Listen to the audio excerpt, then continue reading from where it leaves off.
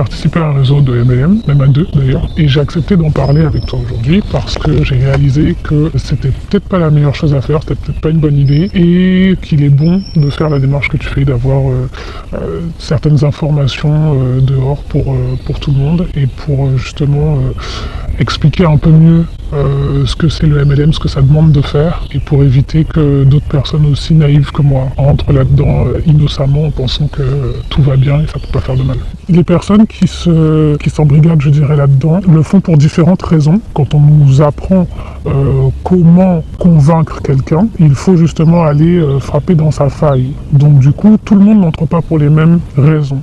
Mais en tout cas, tout le monde rentre pour une raison qui part à la base d'une vulnérabilité, d'une faille. Personne d'établi, de parfaitement sain d'esprit, chez qui tout va bien, n'entre là-dedans. Un peu vulgairement, j'ai envie de dire, on était tous des cassos. On était tous des gens qui avaient des problèmes à régler. Chacun va trouver quelque part la réponse à son problème grâce à ça. Ah mais au début c'est tout bénef. Au début, quand on vient de commencer, c'est les étoiles dans les yeux, les papillons dans l'estomac, c'est génial. On a plein de nouveaux amis, on a plein de compliments, les gens sont extrêmement sympathiques, on est très entouré, etc. On a vraiment l'impression qu'on a trouvé là où on devait aller dans la vie. On a trouvé une équipe, on a trouvé une famille, on a trouvé un but, on a trouvé une façon de répondre à tous nos envies, à tous nos problèmes, etc., que ce soit financier, que ce soit socialement, que ce soit... Donc on a l'impression, voilà, d'être rentré dans un ascenseur social, plein de gens qu'on aime bien, plein de copains, et puis on monte tous ensemble pour devenir riches tous ensemble. C'est cette première phase-là où on est...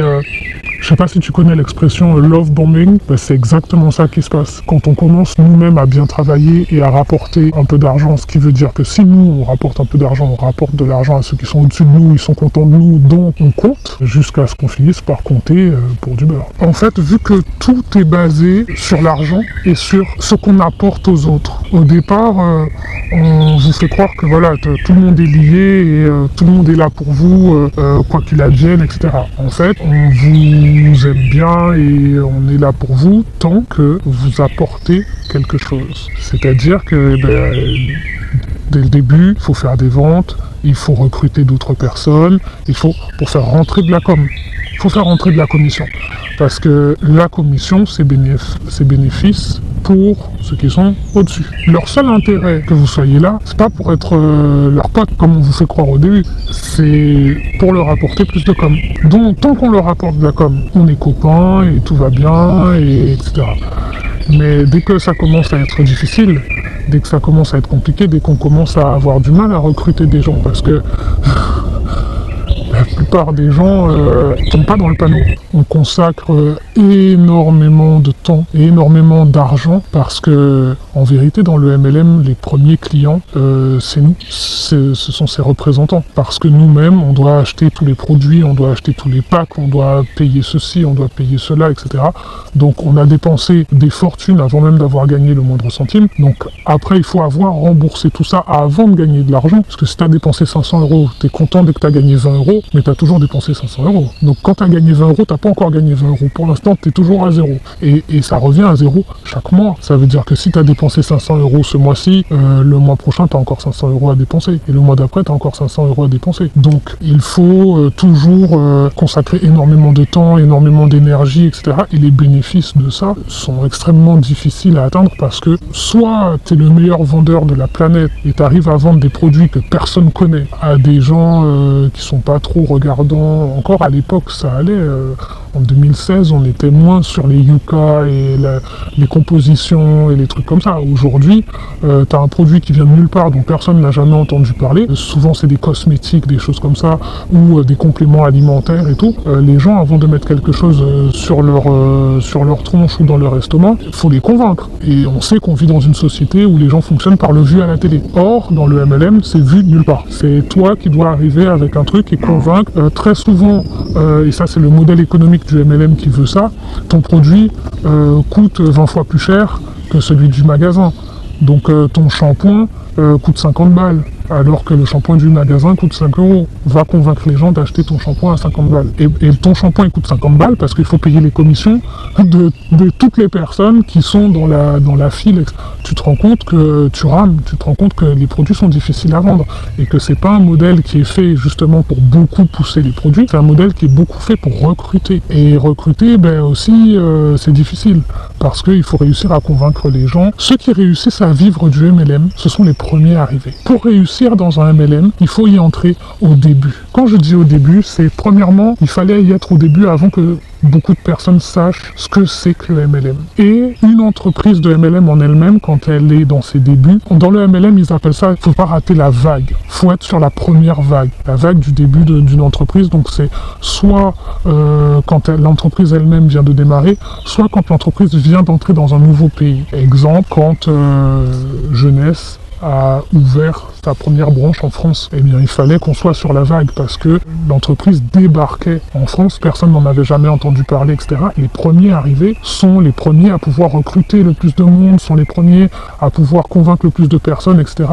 Après, quand tu rentres dans une entreprise qui existe déjà depuis 8 ans, 9 ans, 10 ans, 20 ans, il reste plus grand monde à recruter. C'est des maths de base. Si la première personne recrute 5 personnes, qui recrute 5 personnes, qui recrute 5 personnes, qui recrute 5 personnes, t'as dépassé la population de la planète assez rapidement. Et c'est pas toutes les personnes qui acceptent. Donc déjà, pour te recruter tes 5 personnes, c'est parmi les 5 seules personnes qui vont accepter. Donc en fait, quand tu rentres dans un marché comme ça qui est déjà saturé, ceux qui te font croire que tu vas recruter, que tu vas ci, que tu vas ça, etc., eux, ils savent très bien que c'est pas vrai. Ils savent très bien que toi, t'es au fin fond du bas, tout en bas de la pyramide, il te reste plus grand monde à recruter. J'ai fait partie d'un réseau qui comptait plusieurs centaines de personnes. Mais sur les 200 ou 300 personnes qu'on était dans ce groupe-là, il y en avait que 2 ou 3 pour qui c'était le travail à plein temps et qui arrivaient à en vivre. Et t'en avais pas mal qui ont voulu en faire leur travail à plein temps, qui se sont cassés la gueule et qui se sont retrouvés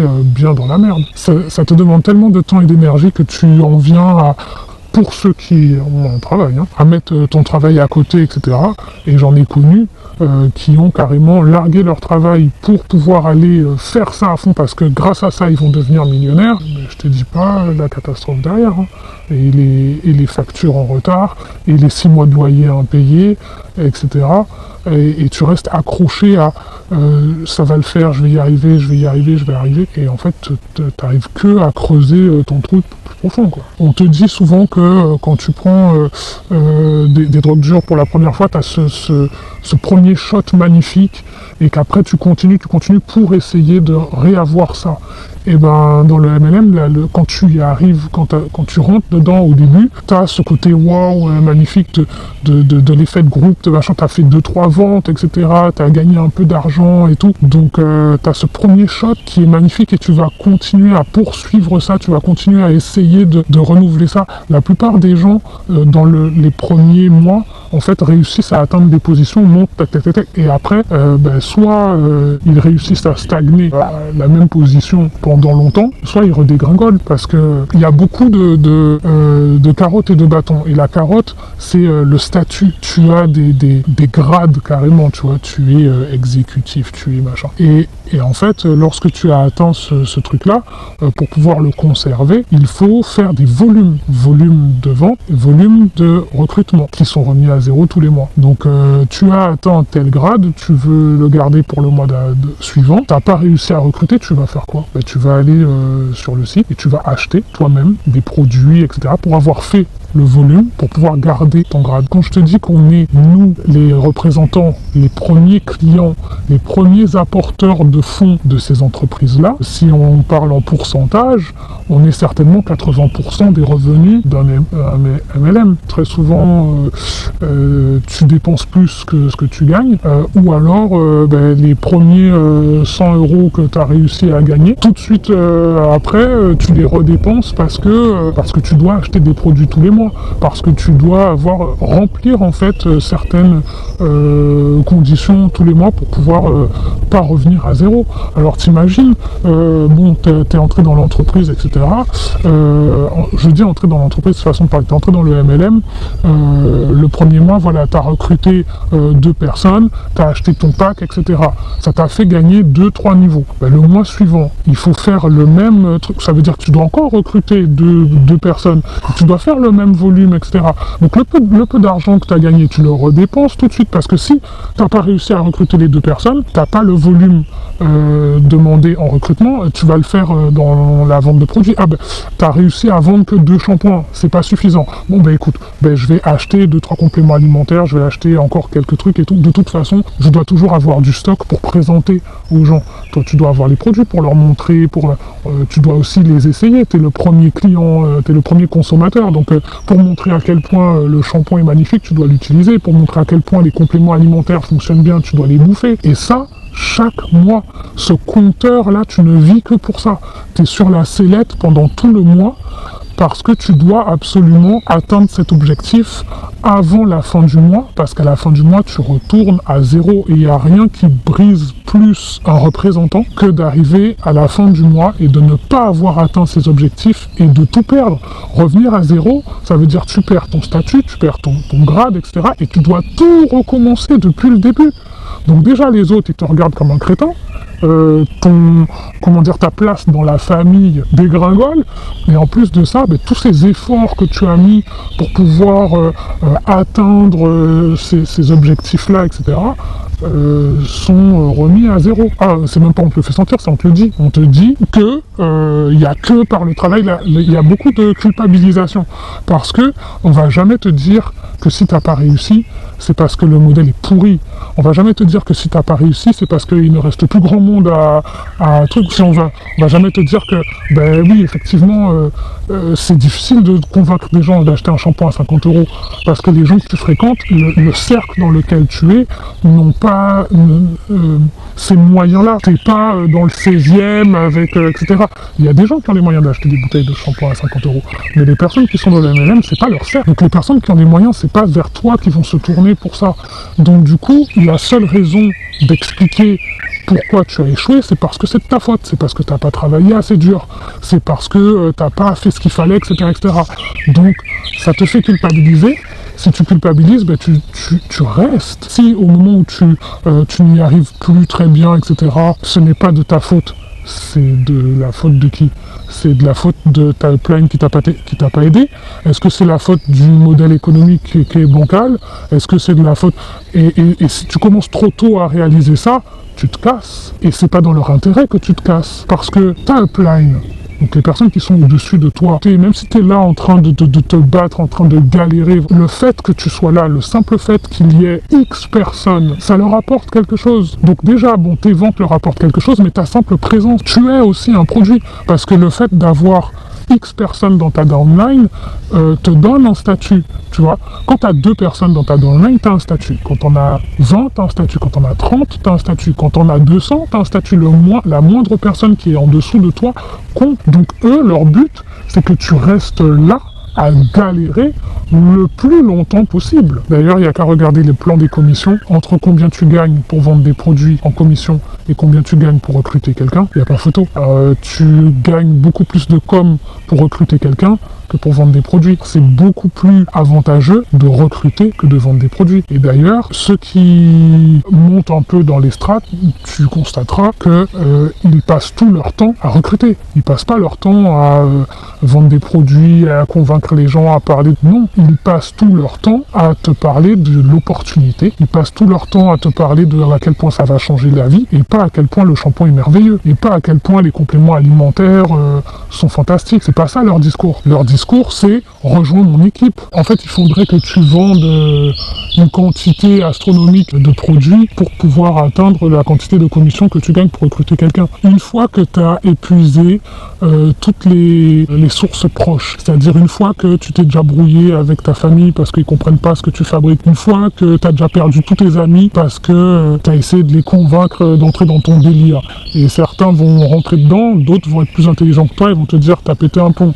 Une fois que donc tu as épuisé tout ça, une fois que tu as épuisé toute ta liste d'amis Facebook, de personnes que tu as à peu près rencontrées, ton dentiste, la factrice, la dame de la boulangerie, une fois que tu as épuisé tout ça, il ne te reste plus que les parfaits étrangers. Et les parfaits étrangers, tu les trouves où? Eh ben, Gare Saint-Lazare, en face du Starbucks. Tu joues la personne super occupée dans ton ordinateur, tac tac tac tac, et puis tu abordes les gens. Tu abordes les gens comme ça pour essayer de leur présenter, essayer de les convaincre, etc. Bien entendu, c'est de la manipulation. Tu rencontres pas les gens en leur disant hey, salut, tu veux une opportunité? Tu commences à parler avec les gens comme si tu t'intéresses à eux. Comme si c'est une interaction tout à fait normale et naturelle qu'on peut avoir avec les gens quand on est assis l'un à côté de l'autre, etc. Et tu fais semblant de t'intéresser à eux et à leur vie, à leur poser des questions, etc. Et si tu t'en sors bien, tu réussis à avoir au moins un numéro de téléphone ou une adresse mail. Dans le seul but de pouvoir les inviter au centre d'affaires. Sans trop qu'ils ne sachent qu'est-ce qu'ils vont venir y foutre au centre d'affaires. Hein.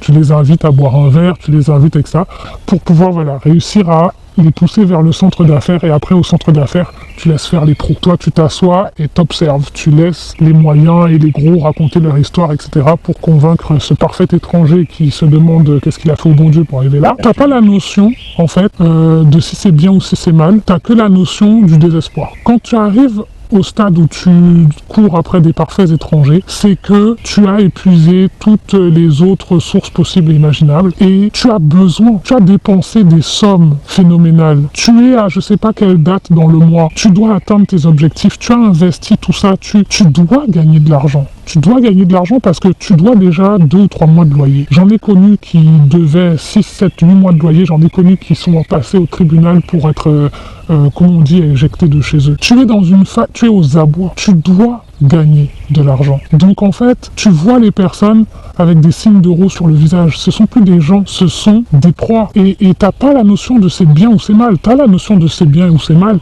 des années plus tard quand tu t'es sorti de ça. Parce que quand toi-même t'es dans la merde, les personnes que tu recrutes, tu sais que tu les fous dans la merde. T'as l'espoir, bien sûr, de te dire que cette personne-là va recruter 70 personnes en dessous de toi. T'as quand même une petite voix derrière la tête qui te dit que potentiellement tu mets cette personne-là dans la même merde que toi. Au début, comme t'es pas dans la merde, t'as l'impression de vraiment apporter une opportunité à quelqu'un. Ce terme, il est vraiment très important. Une opportunité. Donc c'est un peu altruiste carrément. Tu vois, c'est oh, j'ai trouvé un filon d'or au lieu de le garder pour moi tout seul.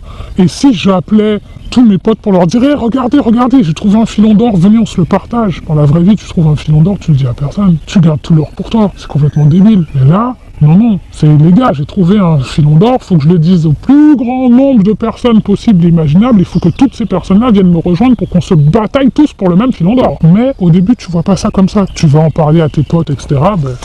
Voilà, certains vont te regarder de travers, d'autres vont être aussi contre toi. Faut savoir que on te briefe. Tu contactes pas les gens avec tes propres mots. Tu es formé jusque dans les moindres détails. On t'explique comment présenter l'activité. On te dit ce qu'il faut dire et ce qu'il ne faut pas dire. Par exemple, on te le dit que quand tu ramènes des gens au centre d'affaires, ne pas leur dire viens dans un centre d'affaires regarder un PowerPoint avec des mecs en cravate qui vont t'expliquer. Non, tout dépend dans quel contexte en fait. Tout dépend si c'est un ami, la famille, un étranger, etc. Ça va jusqu'à, on te fournit les messages préécrits que tu vas envoyer à tous tes contacts Facebook, toute ta boîte mail, etc. Et surtout, ce qui est le plus dévastateur, les personnes qui vont, entre guillemets, dire du mal ou etc., il faut couper les ponts avec. Donc les personnes qui vont essayer, en fait, en vérité, de te raisonner. Les personnes qui vont essayer de te faire comprendre que tu nages un peu en eau trouble. Ça, ce sont les ennemis du MLM. Ce sont les ennemis de ta upline. Parce qu'ils peuvent potentiellement te convaincre de quitter ce délire-là. Toutes les menaces doivent être éradiquées, éloignées, etc. Donc quand toi, t'envoies des messages à des personnes de ton entourage, etc., ceux qui réagissent de manière, en vérité, protectrice, ce sont en fait des personnes qu'on va t'apprendre à rejeter, à mettre de côté, à couper les ponts, etc. Parce qu'ils ne veulent pas ton bien, ils ne veulent pas ta réussite, ils ne t'accompagnent pas dans ton projet, etc. On te fait croire, quand tu commences dans le MLM, que tu es presque un auto-entrepreneur. Ok, tu as ton propre site web, en vrai, tu as une petite branche de leur site web à eux, tu vois. On te fait croire que voilà, c'est ta petite entreprise et que tu es un small business owner, c'est ce qu'on te fait croire. Et en vrai, t'as rien du tout. Hein. Mais du coup, que les personnes dans ton entourage, les membres de ta famille, de tes amis à qui tu vas demander de venir et d'acheter les produits avec ton lien, etc., c'est pour t'aider à lancer ton petit business, etc. Et donc ceux qui refusent, ça veut dire qu'ils ne veulent pas ton succès, ils ne veulent pas ton bonheur, ils ne veulent pas que tu réussisses dans ta petite entreprise, etc. Donc dans un réseau de MLM, les gens vont et viennent. Parce que certains se rendent compte plus vite que d'autres de la mascarade. Si la culpabilisation ne fonctionne pas et que la personne s'en va vraiment, on va essayer de récupérer sa downline. S'il a recruté des gens en dessous, on va tout de suite essayer de les récupérer, de les rattraper. À partir du moment où où tu te coupes et t'éloignes de tes proches, ça sent déjà la catastrophe. Il n'y a aucun métier, il n'y a aucun travail, il n'y a aucun qui te demande de foutre ta vie en l'air. Donc si pour pouvoir suivre machin et trucs dans leur délire, tu dois laisser derrière toi, te brouiller avec tout le monde, te fâcher avec tes parents, tes frères et sœurs, tes amis, etc., c'est qu'il y a un problème. C'est qu'il y a quelque chose de pas net. Si je devais synthétiser, le MLM, c'est une grosse arnaque. C'est de la manipulation, c'est pas viable, parce que ce n'est que pour certaines rares personnes. Il est idiot de croire qu'on est tous le 1 ou 2 qui va réussir à monter jusqu'en haut. Très souvent, lorsqu'on prend la parole contre le MLM, les gens qui sont encore dedans disent c'est un rageux, c'est une rageuse, c'est parce qu'il a échoué, c'est parce qu'il n'a pas réussi que du coup il crache dans la soupe, etc., etc. Moi j'ai réussi. Je parle pas avec la rage de la défaite. Je suis entré, j'ai réussi, j'ai vu ce que c'était vraiment, etc. J'ai gagné de l'argent. Donc si aujourd'hui je dis que le MLM c'est une arnaque et c'est de la connerie, c'est pas avec le dépit d'avoir échoué. C'est justement parce que si j'avais échoué, j'aurais peut-être pas eu les yeux aussi grands ouverts, j'aurais peut-être pas, si j'étais resté tout en bas, j'aurais pas vu tout ce que j'ai vu et j'aurais pas eu conscience de tout ce qui se passe derrière en coulisses, etc., etc. Quand tu restes en bas, il y a beaucoup de rouages de ce fonctionnement-là que tu ne connais pas, dont tu n'as pas conscience. Tu ne sais pas que les downlines, ça s'achète d'un MLM à l'autre, etc., etc. Quand tu te sors de là et que tu prends du recul, bien souvent, tu renoues avec tes proches, avec tes amis, etc. Ils te parlent de toi et de ce que tu faisais, tu relis avec un point de vue extérieur les messages que tu as envoyés aux gens et à des parfaits inconnus.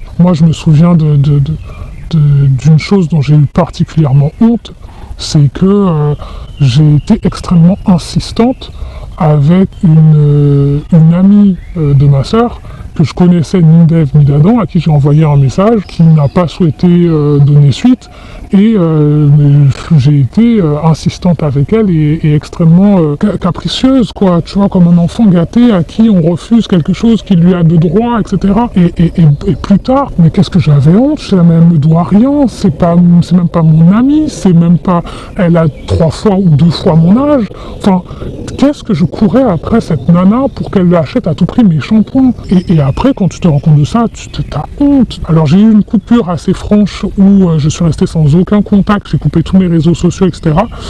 Ça a duré presque 1 an. Et après, petit à petit, j'ai renoué avec ma famille, mes proches, etc. qui me disaient mais heureusement que tu t'es sorti de ce truc-là parce que, et j'ai pu entendre leur point de vue avec des oreilles neutres, pas avec des oreilles biaisées par on n'arrêtait pas de me dire ils veulent pas ton bien, ils veulent pas t'aider, etc. Et du coup, j'ai pu vraiment voir leur point de vue et vraiment entendre ce qu'ils avaient à dire. Et je me suis dit, punaise, comment j'ai pu être aussi sourde et aveugle? T'as très honte. T'as très honte. T'as beaucoup de culpabilité. Moi, j'ai eu de la chance, c'est que Mes proches m'ont pas tenu rigueur et m'ont dit bon ben tant mieux que tu en sois revenu. Il y a des personnes qui ont été beaucoup plus virulentes que moi avec leurs proches. Encore on revient à l'ego. Quand tu as un ego surdimensionné et que du coup tu ne comprends pas qu'on puisse ne pas aller dans ton sens. Donc heureusement moi j'avais été un peu plus soft quand même. Donc même si mes proches ne cautionnaient pas ce que je faisais, j'étais pas trop allé dans l'extrême.